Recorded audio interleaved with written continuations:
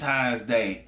It just went and gone. And Moneybagg Yo has recently got a lot of love from certain individuals. He been dissed by Young Boy, Rollo, and just a lot of other people. And now he's into it with Young Buck for some certain situation. I'm just saying, man, it's just past Valentine's Day. Go ahead, tell him, Rodney, tell him. Can we all get along?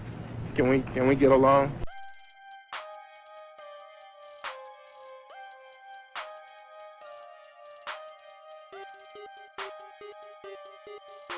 Yo, what up? It's your boy Black with Black TV, where we give you reviews and hip-hop news. And today I'm giving you my review of Moneybagg Yo's brand new album, Too Heartless. Don't forget to hit subscribe to Black TV for more reviews and more reactions. Hit a thumbs up, hit a like, hit that notification bell, and in the comment section below, tell me your thoughts on Too Heartless, and do you really think his actions and his responses are justified for what other rappers have said about him or anything like that? Or just tell me what's your favorite songs off of Too Heartless. So with that being said, let me go ahead and give you my analysis of Too Heartless, because yeah, he's a heartless individual. Like I said before, Moneybagg Yo has plenty of altercations in the past year with a lot of rappers, and I salute him for not going on social media venting about this situation and about that situation. And now he releases Too Heartless, and apparently he's spilling out the drama, his side of the story on this project, and I commend Moneybagg on that. But with that being said, let's go ahead and check out the cover. The cover is pretty plain. I mean, compared to his last album, Heartless, which I did a review on, and go ahead and check it out, that this cover isn't all that. I mean, Heartless cover was pretty dope, but this cover is alright. I mean, it's just two fingers held up. I get what he's saying, but it just didn't work for me.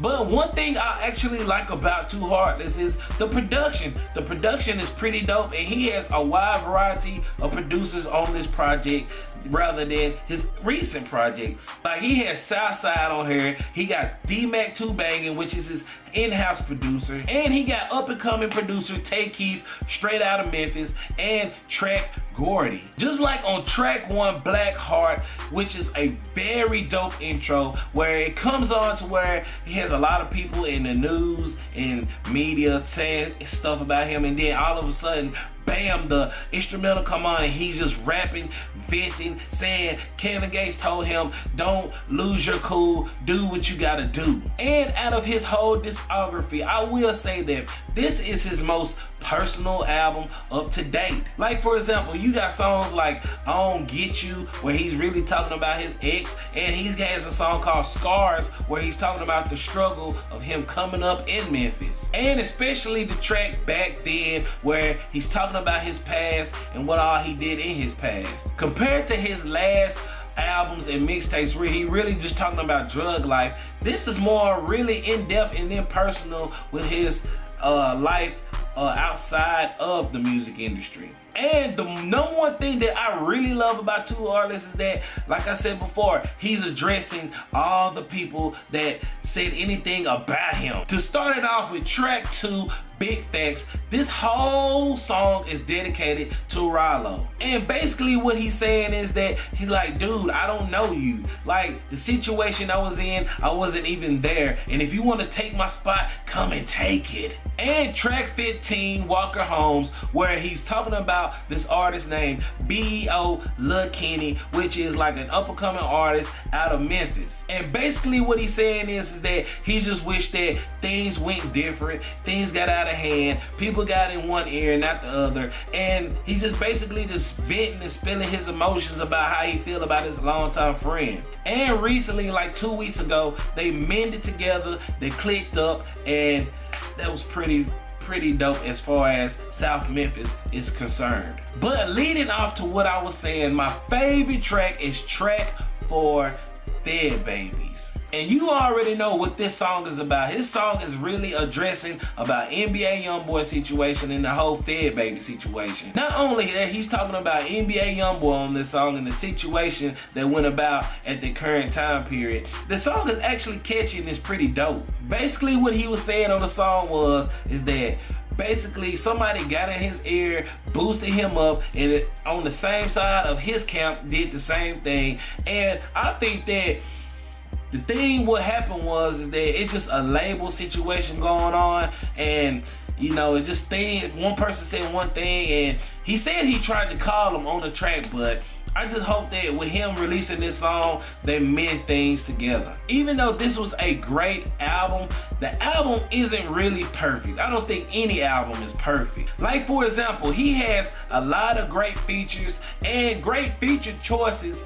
It's just that I think that the features he picked on this album wasn't really utilized. Like for example, track 3, Bag Move with Quavo. I mean, it's a cool track, but when you have somebody the stature of like Quavo to do your chorus and it sound mediocre, I think it's really a letdown. I mean, Quavo is one of the best hook writers out there right now, and it really wasn't all of that. I mean, it's just kind of a letdown. And the same with track 5, Still Don't Know with Yo Gotti. That song is okay, but it sounds like that Moneybagg did the song and then he emailed Yo Gotti the song and Yo Gotti just threw something on there. I'm just saying, I'm not saying the feature choices are bad. It's just that when you have those features and they don't really stand out on the album, it's not a problem, but you know, it should have some kind of relevance to when you're listening to it. And this album is 18 tracks. It could have been slimmed down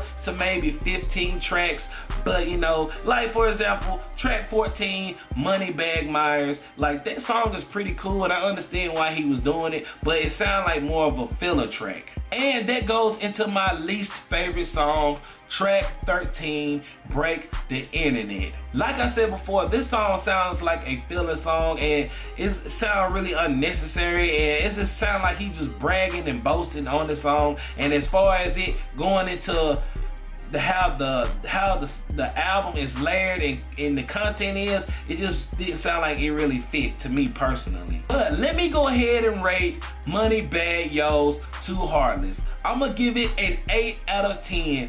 Just the simple fact that this is his most personal album, and it does sound like he grew from Federal Reloaded to now, and it's a pretty dope project, but it has a little flaws here and there. But I really highly recommend it if you're a Moneybagg Yo fan or if you like Memphis rap in general. So go ahead and check it out, Too Heartless. Yeah, sounds good. But the most important question is, what do you think about Moneybagg Yo's Too Heartless? Do you like it? Do you hate it? Put it in the comment section below and tell me what you think. And if you're an independent artist and you want me to do a review on your album, mixtape, whatever, hit me up on social media at Black Music, BLACMUZIC on Instagram and Twitter. So with that being said, I'll holla next time on Black TV.